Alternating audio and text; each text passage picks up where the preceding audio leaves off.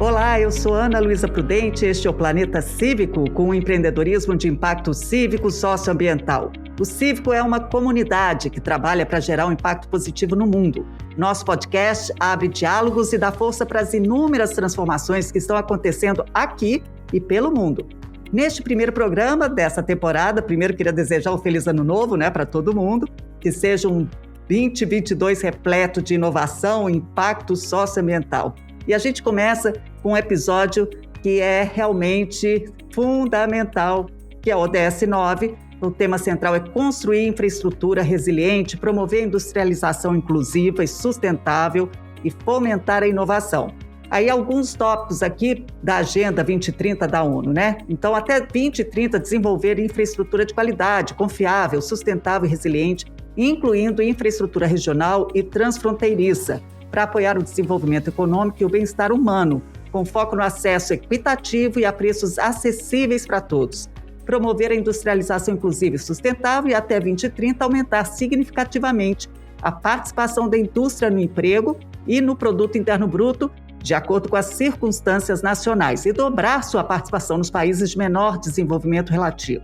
E mais um que é bom frisar, como objetivo até 2030, modernizar a infraestrutura e reabilitar as indústrias para torná-las sustentáveis, com eficiência aumentada no uso de recursos e maior adoção de tecnologias e processos industriais limpos e ambientalmente adequados, com todos os países atuando de acordo com suas respectivas capacidades, fortalecer a pesquisa científica, melhorar as capacidades tecnológicas de setores industriais em todos os países, particularmente nos países em desenvolvimento, inclusive até 2030, incentivando a inovação e aumentando substancialmente o número de trabalhadores de pesquisa e desenvolvimento por milhão de pessoas e os gastos público e privado em pesquisa e desenvolvimento.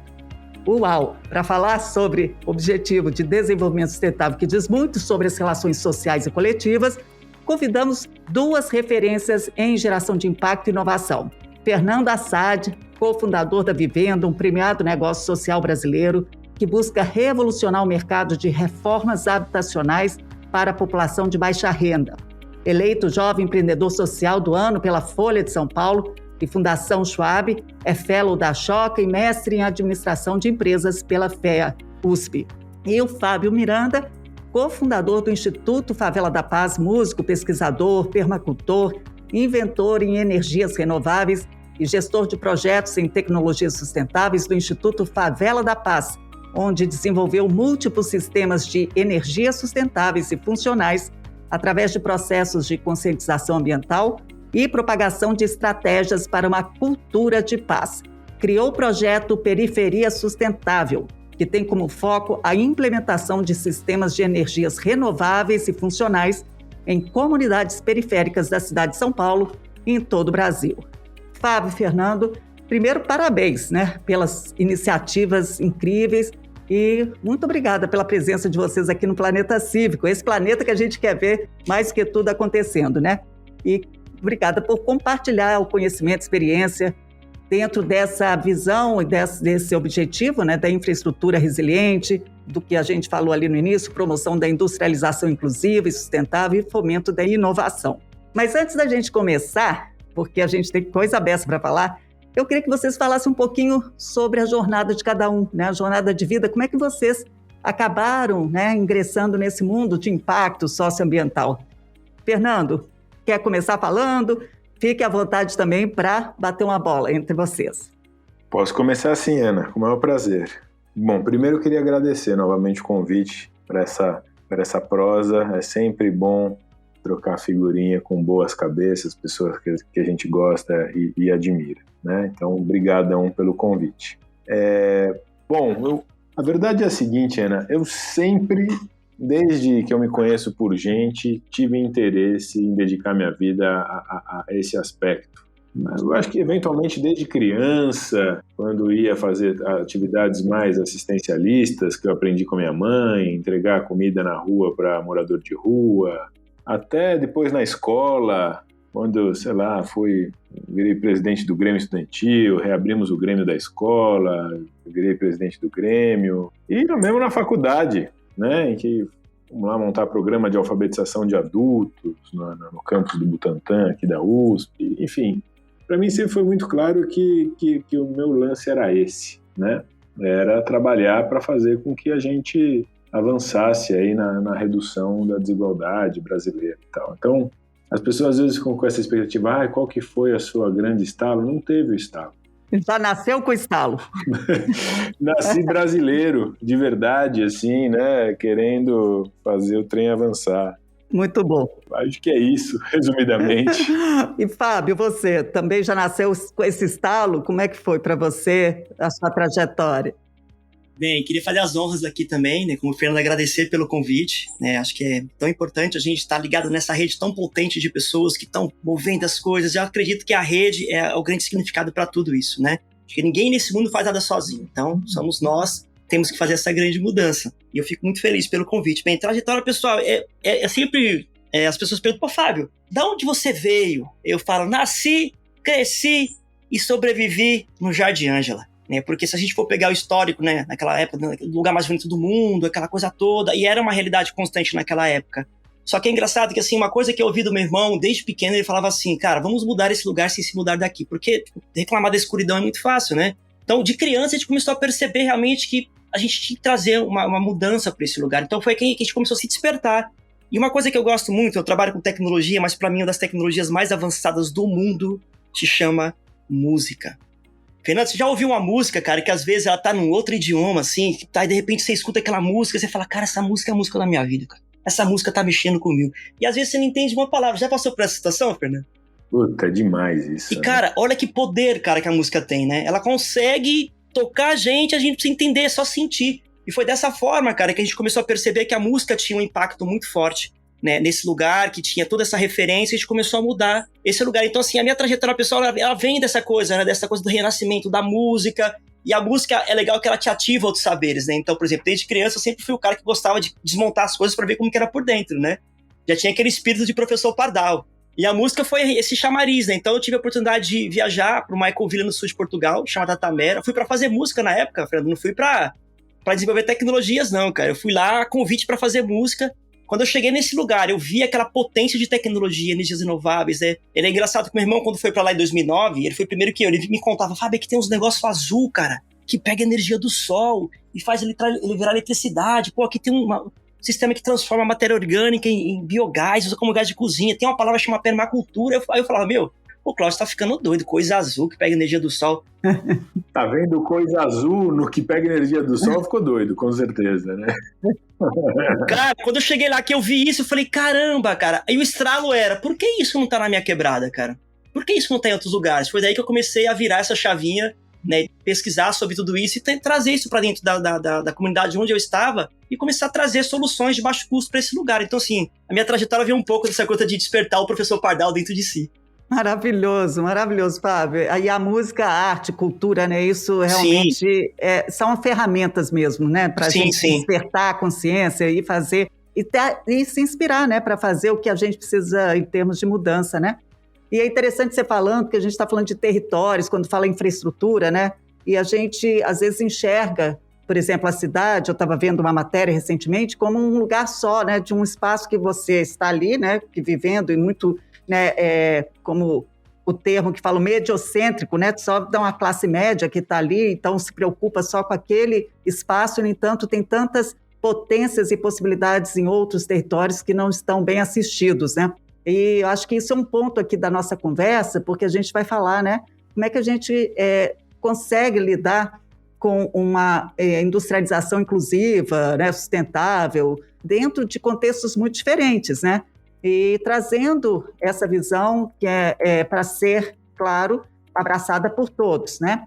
Desde vamos dizer, do poder público até a sociedade civil, né? Para a gente fazer uma mudança, que eu gostei também que você falou, Fábio, tem que ser em rede, tem que ser todo mundo junto, né? E eu queria, só para a gente começar essa troca aqui também com esse foco da UDS, vou pegar um case aqui, né? Um case que todo mundo conhece, né, da minha casa, minha vida aqui. Eu queria trazer para isso essa ideia de uma compra de casa própria, né, para famílias de baixa renda, esse programa, né, que foi Minha Casa Minha Vida, né? E que ofereceu uma oportunidade, né, para muitas pessoas para esse déficit habitacional, né? O projeto registrou recordes históricos, né, de construção de habitações populares, né? Claro que teve erros de concepção, né, e estruturais que aumentaram problemas urbanos, mas em 2019 um estudo da FGV apontou que o Minha Casa Minha Vida contribuiu para provocar saltos urbanos, né, o chamado leapfrog, né, com ocupação de espaços além da margem da mancha urbana, locais em geral carentes de, né, provisão e de serviços e de infraestrutura, né? Com essas informações, eu queria que vocês fizessem uma avaliação da relação entre o crescimento da população e a habitação e infraestrutura urbana no Brasil. Como é que vocês veem dentro do seu da sua atuação, né, nessa área? Ana, eu vejo o seguinte, bom, eu vou dar um passo anterior, a leitura que eu faço particularmente, e na Vivenda a gente faz também, é muito alinhada com uma leitura até internacional de que para a gente promover desenvolvimento, né, em países em desenvolvimento, uma estratégia muito bacana é a gente criar inovações, fomentar inovações criadoras de mercado, né? E criadoras de mercado, alguém pode olhar isso no primeiro momento e falar, que coisa mais, né? Como é que você vai falar de desenvolvimento e mercado? Aí vem toda aquela carga. Mas o fato é o seguinte, se uma pessoa precisa de uma casa, como é que essa pessoa acessa uma casa, né? No fim do dia é isso que a gente está falando, né? Ela precisa morar. Como é que o que a gente tem no Brasil hoje? As famílias de baixa renda que precisam de uma casa para morar, elas não têm um acesso facilitado a isso, né? O que acontece em muitos casos você faz um puxadinho na casa do teu pai, em cima, com uma estrutura super precária, numa coisa super informal, mas é aquilo que a sociedade, vamos dizer assim, te oferece. O que essa estratégia de você desenvolver mercados é você falar, poxa, a pessoa de baixa renda, por exemplo, que quer acessar uma casa, se ela tiver soluções com qualidade, acessíveis e etc., que pode passar por uma casa nova, pode passar por um aluguel, pode passar por uma reforma, pode o que for, a vida dela vai ser mais fácil, mas tem que ser acessível.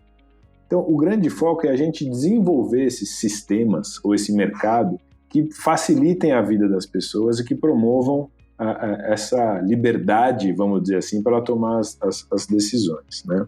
Esse é um ponto de partida que a gente acredita aqui. O Minha Casa Minha Vida é uma iniciativa controversa, né? Porque ele tem muitas coisas que ele é exaltado e muitas coisas que ele é defenestrado, de fato. O que é uma coisa que eu acho que vale a pena a gente exaltar do Minha Casa Minha Vida? Se você pegar a história brasileira, em raríssimos momentos a gente teve uma política pública habitacional de abrangência. A gente teve nos anos 80, isso a gente está falando do Brasil desde 1500, né? Então, em 1980, mais ou menos, a gente teve o BNH, né, que alguns vão lembrar. Depois do BNH, a gente só teve Minha Casa Minha Vida, que, se não me engano, é de 2007, 2008, né? Então, o Minha Casa Minha Vida já é uma coisa super relevante por ser uma das primeiras, a gente pode dizer, políticas públicas habitacionais abrangentes. E qual que foi o grande mérito dela, a leitura que eu faço? Tudo que era construir casa no Brasil até então era construir casa para as famílias de maior renda, né? Existia construtora que fazia casa para a família de menor renda antes do Minha Casa Minha Vida? Não, ou praticamente não. Minha Casa Minha Vida construiu esse mercado. Criou mecanismos de financiamento específico, criou regulações específicas, criou um monte de coisa específica que viabilizou com que nascessem construtoras no Brasil inteiro falando, puxa, eu posso construir casa para família de baixa renda. E, de repente, a construção civil brasileira virou isso. Construir para baixa renda, em certo momento, era 90% da produção habitacional brasileira. Criamos um mercado. Esse é o gol do Minha Casa Minha Vida. Qual que são os pontos críticos do Minha Casa Minha Vida? Eu não vou me alongar muito. O jeito que ele foi feito. Quer dizer, em vez de você promover moradia no centro da cidade, em que as pessoas tenham acesso ao metrô, à escola, posto de saúde, pode fazer as coisas a pé, blá, blá, blá, blá, blá, blá, blá, ou então que fosse feito nas comunidades, ainda que um pouco mais afastadas, mas em que as famílias já moram, que já têm relação social, que já, enfim, tocam a vida ali, O que aconteceu é, por conta do preço da terra, Minha Casa Minha Vida foi feita em áreas que não tem nada. Eu cansei de visitar prédios do Minha Casa Minha Vida que entregaram e nunca foi ocupado porque não tinha nem rua para chegar. Então, essa é a encrenca. O que eu acho que é o ponto do Minha Casa Minha Vida ou de qualquer inovação, né? Olhando para o ODS 9 que a gente está olhando aqui, a gente precisa olhar. Essas inovações precisam criar indústrias nacionais. É o que a Vivenda está querendo fazer. Quer dizer, hoje uma pessoa de baixa renda que quer reformar sua casa não tem acesso ao arquiteto, porque o arquiteto não joga esse jogo. Não tem acesso a financiamento, porque ninguém quer financiar essa atividade. Não tem acesso a coisa nenhuma. Ele tem que fazer na raça, sem qualidade e tal. Então, se a gente criar essa indústria em que uma pessoa de baixa renda que queira reformar consiga acessar um crédito, uma parcela baixa para caber no bolso e ter um arquiteto para dar uma orientação técnica, etc., etc., de repente a gente criou o maior mercado da construção civil brasileira, que hoje é totalmente informal. E isso, no meu entendimento, é o ODS 9. Muito bom. Fernando, você falou, né, um pouco já da gentrificação, né, que acaba acontecendo com essa ideia, né, de que a habitação, né, a infraestrutura está, né, num lugar só, né, e aí cria-se um projeto, um programa, mas que vai colocar as pessoas, né, num espaço que não faz sentido, né, dentro de um modelo de vida que ela precisa pegar um transporte para ir trabalhar. Então, tem os desafios, sim, e eu acho que você trouxe muito bem, né, de forma até sucinta, o case, né, da Minha Casa Minha Vida. E eu queria ouvir do Fábio também, né, que pensando até por questões mesmo de territórios, né, Fábio? Você falou que você cresceu, né, nasceu, cresceu no Jardim Ângela. Isso. E sobreviveu no Jardim Ângela, né? Então, você tem uma visão mesmo dessa ocupação habitacional diferente, né, do que quem está no centro, vamos dizer assim, né, tem. Sim. Eu vejo uma coisa muito legal, né? Toda essa fala que o Fernando trouxe, veio refletindo, sim, veio puxando um histórico, sabe? Desse tempo de atuação, que eu tô aqui há mais de 30 anos, né? Então eu vim para cá, para esse lugar, né? Essa rua chama Rua 2, né? E quando eu vim para cá, eram poucas casas, né? Então hoje, por exemplo, da última vez que a gente tem uma parceria muito forte com a Unidade Básica de Saúde, então a gente consegue mensurar quantas pessoas estão habitando nessa rua. Então são 2.700 pessoas que estão habitando numa rua. E antigamente, Fernando, era assim, quando eu precisava, cara, comprar alguma coisa, eu tinha que sair daqui e ir lá pro centro. Sei lá, eu sou contrabaixista, preciso comprar a corda pro meu baixo, eu tinha que sair daqui, ir lá no centro para poder comprar uma corda para poder voltar para cá. E hoje, cara, super interessante que, por exemplo, eu não preciso me deslocar muito para fazer isso. Eu posso ir aqui próximo de casa, numa lojinha ali que tem o mesmo cordamento que eu ia comprar no centro, eu tenho aqui com o mesmo preço e eu não preciso me deslocar tanto.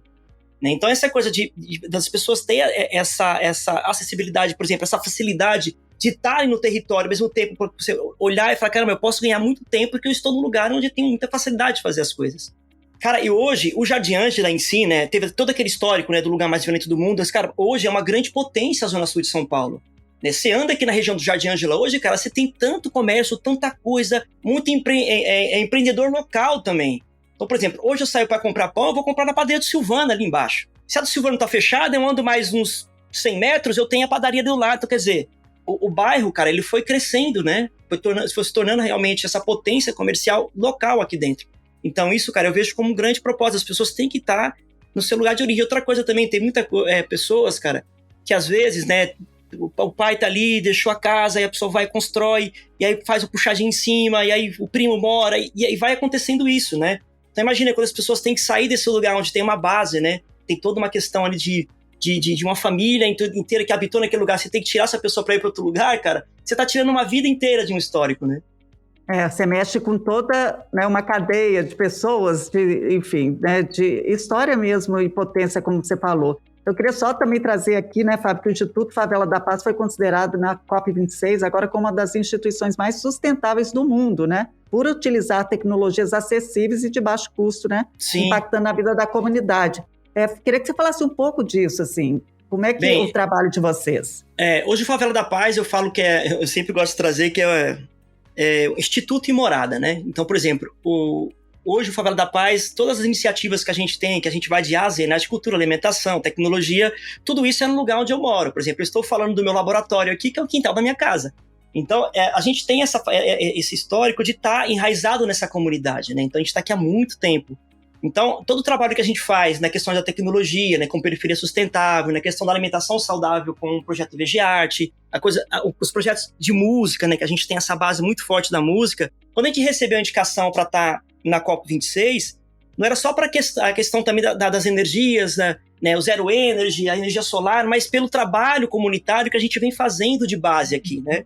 Que isso também é questão, quando a gente fala sustentabilidade, eu sempre gosto de ver de uma forma que a gente pode sustentar em todos os aspectos, não é só na questão ambiental, né? De forma que eu posso sustentar relações com as pessoas, de forma que eu posso ser coerente com aquilo que eu estou falando, como que eu posso... Então tudo isso é sustentabilidade como um todo. Então foi um dos grandes chamariz que a gente, né, teve de indicação para estar na COP26, entre os 17 projetos mais sustentáveis do mundo, para esse trabalho realmente de engajamento comunitário, sabe? De olhar para aquele lugar e falar, bem, aqui a gente pode ser uma rede muito potente, né? Então eu fiquei muito feliz com a indicação, assim, e eu quando saiu, assim, né, a chamada que a gente estava, eu falei, cara, eu demorei acho que uns 5 dias para poder cair a ficha.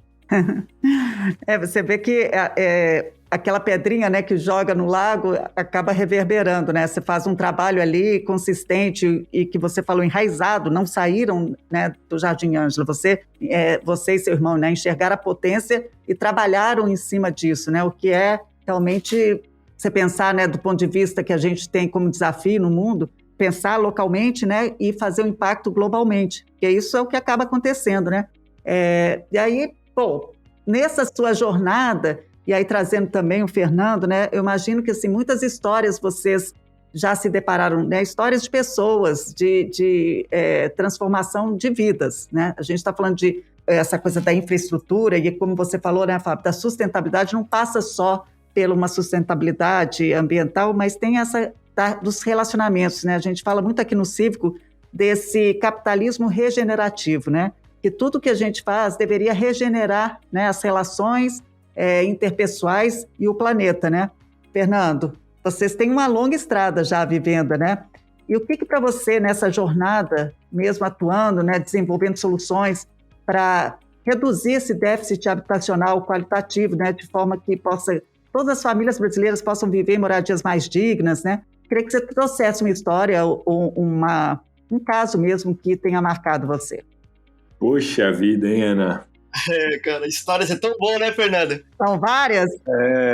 São algumas, né? São algumas. A gente, enfim, fez mais de 3.000 reformas já, né? Todas têm uma história bonita, né? Quem nunca fez uma reforma na casa e, obviamente, ficou bonito, ficou feliz, não foi uma história traumática, e não fica em casa olhando como tá gostosa a casa agora que você fez aqui. Aquele cheirinho de tinta, né, Fernando? Nossa, cara. Aquele cheirinho de tinta inicial, né? Cara. Quer dizer, mexer na casa é mexer no nosso fundamento, né? Dizem que a casa é o nosso primeiro universo, né? Acho...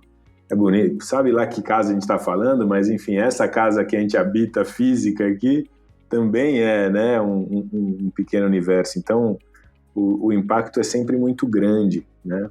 E aí histórias são imensas, né? Quer dizer, desde as mais trágicas de quem, puxa, sei lá, as casas muito precárias em que entra bicho, em que chove dentro, em que criança acorda com, sei lá, rato do lado, até as menos, né? As mais bonitas, as mais surpreendentes, né? Do tipo a pessoa que quer dividir o quarto porque o casal quer ter uma privacidade também, né? Porque, poxa, o casal, essa vida, né, de todo mundo junto se acaba se limitando, né, da sua relação com seu marido e tal. Enfim, são inúmeras as histórias, né? Eu acho que, tentando trazer um pouco aqui para o nosso contexto, Ana, e reforçando esse ponto, quer dizer, quando a gente fala de ODS 9, essa é uma leitura que pode ser particular, né? Eventualmente a ONU não pensa do mesmo jeito, mas eu vejo assim, quando a gente fala, né, de criar essas novas indústrias, né, fomentar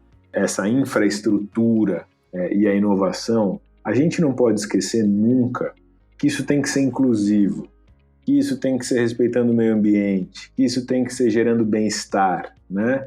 Às vezes, sempre que eu li essa coisa do ODS 9, eu via como uma coisa industrial, sabe? Um negócio assim.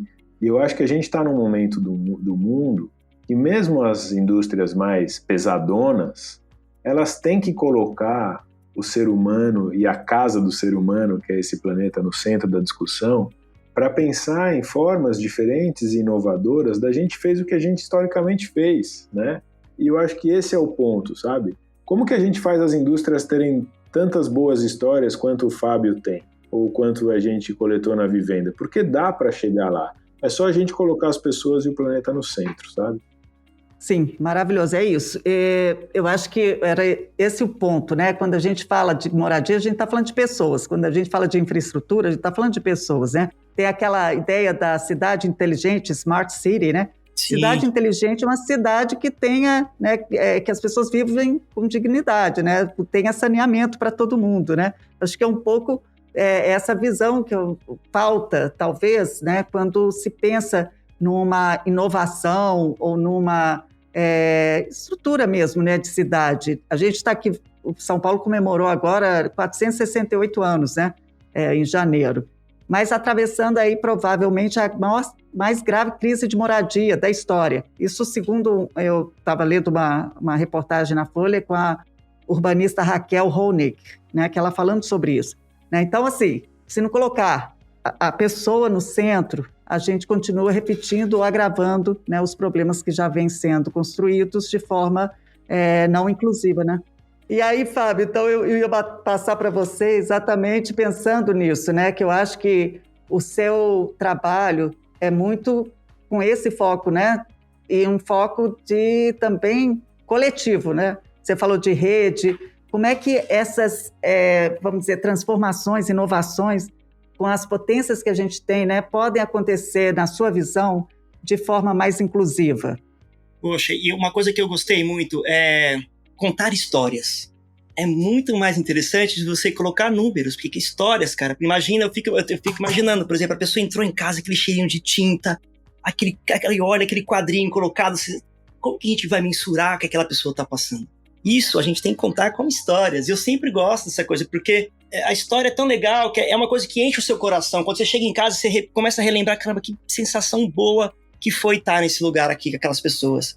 Tem uma vez que a gente, né, eu estava com um grupo de jovens aqui, e aí a gente tinha um projeto chamado Laboratório de Tecnologia Cidadã. Qual que era a ideia desse projeto? Era juntar pessoas, potencializar uma rede onde a gente valoriza o saber. O que a pessoa tem de bom para oferecer? De repente, aquele jovem, ele gosta de mexer com marcenaria, o outro gosta de programar. Aí eu falei, cara, vamos se juntar um grupo e vamos perguntar para as pessoas aqui na nossa comunidade quais são os pontos positivos que elas veem dentro da comunidade e quais são os pontos... Não são os pontos negativos. Quais são aqueles lugares que precisam de olhar positivo? Mas da visão deles, porque a gente pode ver de uma forma, eles podem ver de outra. Porque a gente tem que querer fazer alguma coisa que é para nossa vontade, mas será que para eles fazem sentido? E aí a gente juntou esse grupo e fomos pra rua. Falei, galera, vamos perguntar o que eles veem de tecnologia, o que eles acham que é legal. E aí o relato foi, assim, interessante, né? Tipo, desde daquele lixo que tá se acumulando, que as pessoas têm esse hábito de jogar ali, ou aquela viela onde não tem iluminação, ou aquele muro que tá feio, que precisava ser, sabe? A gente ouviu vários relatos. Quando a gente voltou pra cá, eu falei, e aí, o que vocês acham? O que vocês escutaram? Eles falaram, pô, Fábio, as pessoas, cara, eles têm essa referência, né, do projeto, eles gostavam, tem muita gente que gosta de plantar, Fábio. Eu falei, é sério, mas assim, tipo, eles queriam muito ter horta em casa, mas eles falam que não tem tempo e não tem espaço para isso, né, porque a gente tá dentro de uma comunidade onde as casas, né, vai um puxadinho que vai ficando outro, aí tem um corredor, vocês não tem espaço para plantar. Eu falei, bem, isso não é um problema, porque se a gente não tem espaço para plantar, a gente verticaliza, a gente não tem paredes, vamos adaptar para esse cenário. Ah, mas eu não tenho tempo. Mentira, que tempo também não. Eu tenho 10 hortas verticais aqui, eu já estico o braço, eu como alface totalmente orgânico que está crescendo verticalmente na minha parede. Eu não tenho tempo também, mas a tecnologia, vamos criar alguma coisa. O que vocês pensam? Ah, vamos fazer uma horta comunitária aqui lá na mina d'água, onde o espaço todo mundo vai, aquela coisa toda. Eu falei, isso é o que a gente quer ou isso que a comunidade quer? O que eles pensam disso? Vamos pra rua de novo. E a gente foi lá, trabalho de pesquisa e perguntando para as pessoas o que vocês acham. As pessoas acharam o máximo. Veio até listinha, Fernando, do que tinha que ser plantado nessa horta. Salsinha, cebolinha, vão anotando. Bora lá, vamos lá. E aí no dia a gente sentou, cara, fez toda a estrutura. Aí no dia das crianças, tinha esse questionamento, né? Ah, as crianças vão bagunçar. Eu falei, então vamos convidar eles também para participar desse processo. E foi uma experiência fantástica, assim. A gente foi lá, instalou a horta, eles fizeram todo o processo. E é na mina d'água, que é um lugar, cara, que a gente tá aqui, assim, desde quando eu conheço por criança, eu bebo dessa água. É uma fonte de água natural que, imagina, quando a gente veio pra cá, era uma água que brotava no meio das pedras. eu ia jogar bola na rua e beber água na pedra. E hoje é um lugar que tem uma construção, onde as pessoas preservam essa água, cara. Oh, delícia. É fantástico, assim. E aí a gente fez essa horta lá, cara, e foi um sucesso, assim, foi muito legal. Aí no outro dia eu levantei de manhã, o Fernando falou, cara, vou lá dar uma olhadinha na horta, né? Na hora que eu cheguei, cara, eu olhei assim, tinha um pé de morango plantado lá. Eu falei, nossa, pé de morango? Mas eu não plantei morango aqui. Aí eu, será que eu plantei morango? Cara, alguém foi lá e plantou um morango. Aí você falou, pronto, deu certo. Deu certo. Falei, pronto, é isso, cara. A gente tem que... não tem como, é a rede, é a entrega, o que é um bem comum para todo mundo, né? Quer dizer, ativar, né? Estimular. Que isso começa a gerar mesmo, germinar, né? Soluções.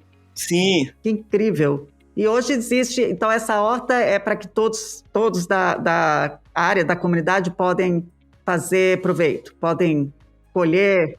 Lá agora, a última vez que eu fui lá, tinha muito boldo, que as pessoas têm essa coisa também de resgatar esse plantio da época sei lá, chá, tem muita coisinha assim, hortaliças quase não tem, mas as pessoas estão plantando muito morango, tem morango lá ainda. Mas é um espaço muito... E é legal que lá também tem um sistema de iluminação, né? Então, por exemplo, à noite, as pessoas vão muito buscar água lá. Então, a gente montou um projeto, um sistema de iluminação, né? Que lá tem um sistema de energia solar, que essa luz, ela acende em horários programados. Então, horário que a gente sabe que a galera vai lá buscar água à noite, então ela está sempre iluminada, esse espaço.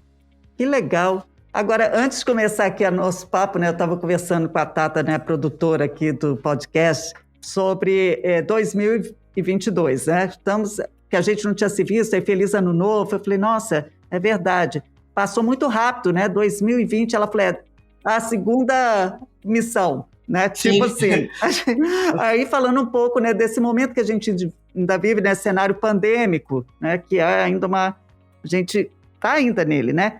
Como é que vocês passaram por isso, né, do ponto de vista mesmo que é esse momento de muito desafio, mas que também, né, acabou estimulando dentro, pelo menos aqui, dentro do que a gente viu de ecossistema, muita solidariedade, muitas soluções em rede, né? E inovações que acabam acontecendo por uma questão mesmo que é necessário criar, né, um sentido de sobrevivência e de lidar com, né, a questão da pandemia. Queria ouvir um pouco isso, se vocês têm também assim, uma história para contar sobre esse desafio dentro do trabalho que vocês realizam, né? Bora lá, Fernando. Bom, eu vou, e já avisando até que eu vou sofrer uma invasão aqui na minha casa de um monte de crianças que estão chegando, então não se assustem. A gente vê até a campainha tocou aí. Eu já até tremi, porque eu sei que vai subir o exército aqui agora. Vai porque vem. Você sabe que pra gente a pandemia foi exatamente isso, né? Quer dizer, vocês imaginam que, olhando especificamente para a vivenda, não estou olhando nem Brasil, né? Antes de fazer uma análise até brasileira, mas pensando no nosso próprio umbigo. A vivenda era uma empresa de obra, executava a obra, né? E, de repente, tudo bem que a gente já estava planejando um pouco fazer isso, né? A gente já tinha provado tudo que a gente tinha que provar enquanto executor de reforma e queria pensar em como que escalava isso para o Brasil inteiro. E a gente estava começando a pensar em como fazer isso e veio a pandemia. E aí a pandemia falou, meu filho, se você quiser fazer isso, faça, mas faça logo e agora e já, né? E aí a gente começou a ver e falou, bom, se a gente quer apoiar a gente a fazer, vamos apoiar esses caras agora, porque se a gente não apoiar esses pequenos empreendedores agora, eventualmente esses caras não vão sobreviver à pandemia. Então, o que aconteceu no fim do dia, assim, foi que a Vivenda mudou tudo, né? Nós passamos de ser uma empresa executora de obra para ser uma empresa de tecnologia, viramos essa plataforma digital que conecta, né? Fomenta primeiro outros empreendedores que querem realizar reformas, né? Em demais comunidades brasileiras, conecta elas com as pessoas interessadas em contratar as reformas ou em receber doado, enfim. Tudo na vida tem luz e sombra, né? A pandemia, infelizmente, teve um lado sombra bem expressivo, com todas essas mortes que a gente teve, mas, tentando tirar alguma coisa daí, eu acho que a gente aprendeu, que é o que você falou há pouco, Ana, que sozinho ninguém faz nada. Se a gente quer fazer uma transformação, a gente precisa de todo mundo junto, dando a mão, fazendo acontecer. E no nosso caso, o que a gente fez foi criar uma infraestrutura, pegando o mote aqui do ODS 9, né? para facilitar com que todo mundo jogue esse nosso jogo, que é o jogo de acabar com as moradias inadequadas no Brasil. Bom, incrível, parabéns aí por essa pivotagem aí no meio de uma pandemia, né, como a gente diz no mundo do empreendedorismo, né, mudar o modelo de negócio para poder, né, até enxergando as oportunidades mesmo em momentos tão difíceis, sombrios, né, sempre tem luz, é isso mesmo. E aí, Fábio, você que é da tecnologia, né, imagino que também tem aí visto oportunidades, mesmo que nesse cenário. Então, a gente teve que realmente, que nem eu falei, né, a gente era instituto e morada, né, então imagina, qualquer momento que você viesse aqui antes da pandemia, o portão estaria aberto, você estava convidado a entrar. Então, com a pandemia, imagina que a gente teve que fechar o portão, né, teve que, né, realmente estar nesse processo de isolamento, cuidar da nossa comunidade Favela da Paz. Então, foi um processo realmente, cara, que foi assim, cara, a gente falou, o que a gente vai fazer agora? E aí a gente teve essa grande tecnologia que é a música, né, então a música ela é a forma da gente poder espalhar esses saberes que a gente tem dentro do Favela da Paz. Então a gente começou com as lives da banda, né? E a gente começou a perceber que realmente, caramba, a gente pode ir muito mais além. Então foi daí que a gente começou a pensar nessa coisa das lives de tecnologia. Então durante esse período, né, eu fiz muita live ensinando as pessoas como fazer uma horta vertical de baixo custo, como é que você conseguiria construir um biodigestor onde você gerir resíduos orgânicos, você conseguir produzir biogás, ao mesmo tempo também você gerava uma economia, tinha todo esse impacto também de geração de resíduos. Então a gente começou a pensar que a gente teve que se adaptar para esse cenário, literalmente, né? E mesmo assim também recebendo todos os chamados que a gente tinha que vir de tudo que até lugar. Então imagina, a gente é ligado com várias outras organizações, várias outras comunidades, e a gente começou a perceber que a demanda estava muito grande, sabe? Aí foi daí que a gente pensou, cara, de forma que a gente pode ampliar ainda mais esse espaço do Favela da Paz e poder chegar nas pessoas mantendo isolamento. Foi daí que a gente precisou apoiar as famílias, né? Então a gente criou um cartão chamado Favela Card, que a ideia desse cartão é que a pessoa conseguisse, né, ter um valor ali, que ela pudesse comprar não só o básico da alimentação, mas o que ela precisa realmente, né? E a gente pensou muito, como a gente ia fazer isso mesmo à distância? E a pessoa não podia se deslocar. Vamos fazer um convênio com os comércios locais daqui, para eles aceitarem o Favela Card. E foi muito legal que a gente conseguiu, no início, conseguimos chegar em 500 famílias, então a gente estava um valor de R$200. E aí uma coisa o que aconteceu, Fernando, essa coisa da que a gente chama Favela das Favelas. Então imagina que hoje eu moro num lugar que já está bem urbanizado, já tem rede de esgoto, já tem eletricidade, mas teve situações que a gente chegou a visitar a comunidade, cara, que, por exemplo, quando chovia, a família inteira, cara, tinha que ir para dentro do banheiro, porque era o único lugar que tinha uma laje, que tinha um lugar que elas ficavam protegidas, cara. Então, assim, nesse momento de pandemia, cara, a gente falou, caramba, o que a gente pode fazer para apoiar essas pessoas? Aí foi, cara, que a gente começou a ver que, cara, a moradia é uma coisa que é muito importante na vida das pessoas e a gente tem que cada vez mais mandar isso pra cima e fazer isso acontecer cada vez mais, cara. Porque foi bem difícil pra gente, sabe? Como organização social, tá vendo isso e falar, caramba, putz, alguém tem que fazer alguma coisa. Aí entra a rede, né? Porque esse período de pandemia, tudo bem, teve todo esse reflexo realmente, mas como que as pessoas se uniram para fazer as coisas? Como que as coisas aconteciam mais fácil? Porque tinha uma rede muito grande de pessoas, né, com um propósito único, empatia pelo próximo. Isso foi muito forte. Eu acredito que isso continue, sabe? Porque eu acho que trouxe assim, uma força muito grande pro coletivo. Né?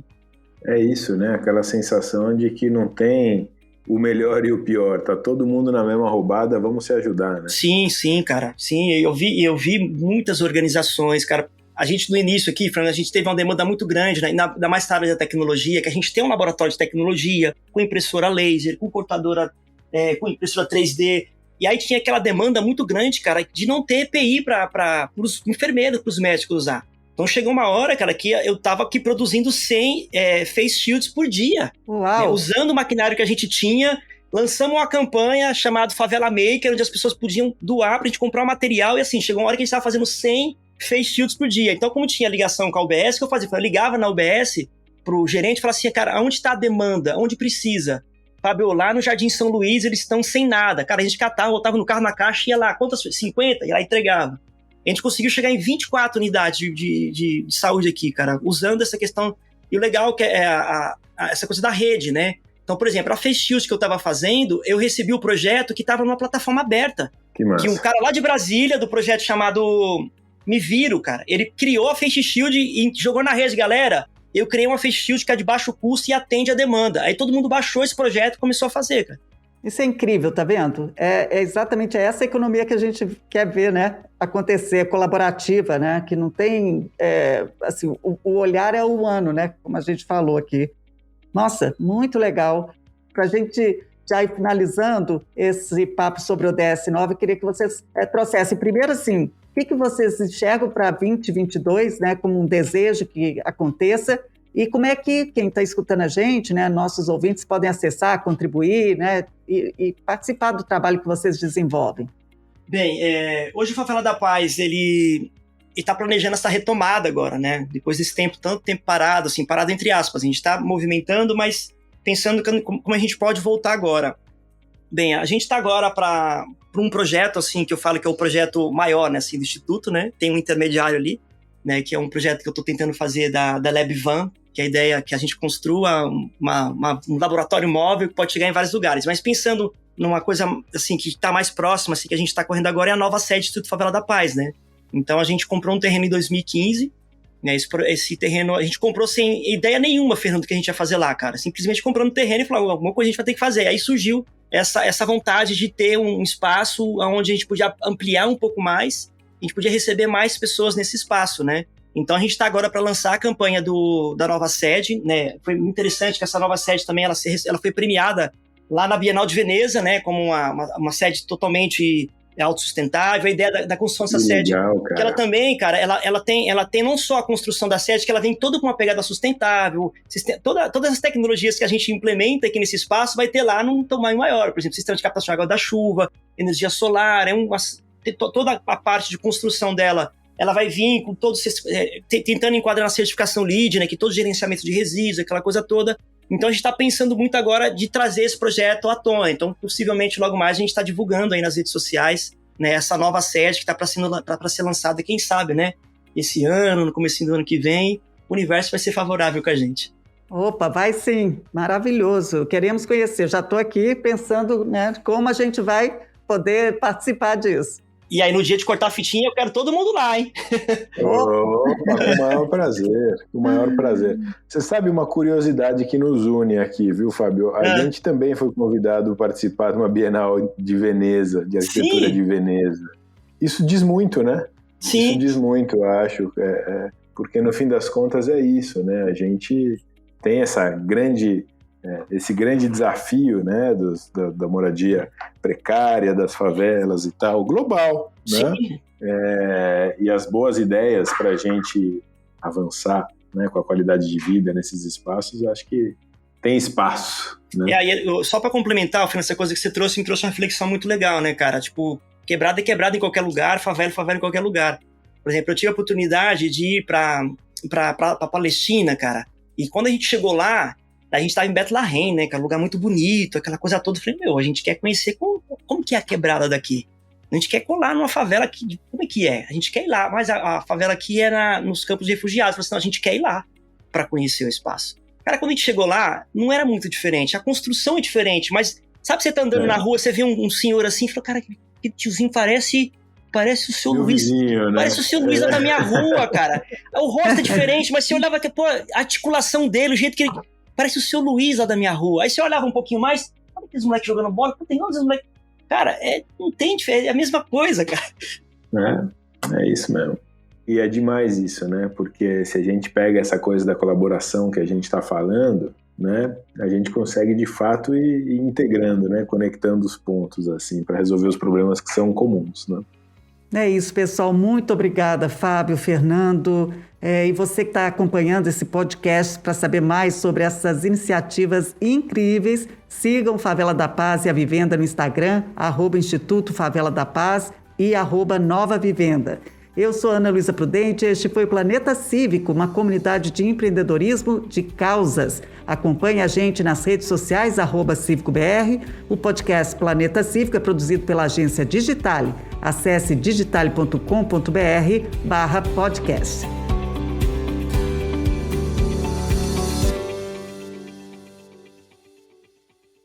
Apresentação, Ana Luísa Prudente, direção Samuel Leite, produção Tata Finoto, roteiro Júnior Pomponê, assistência Renato Taioba, edição Guilherme Silva. Este é um produto Digitale Content.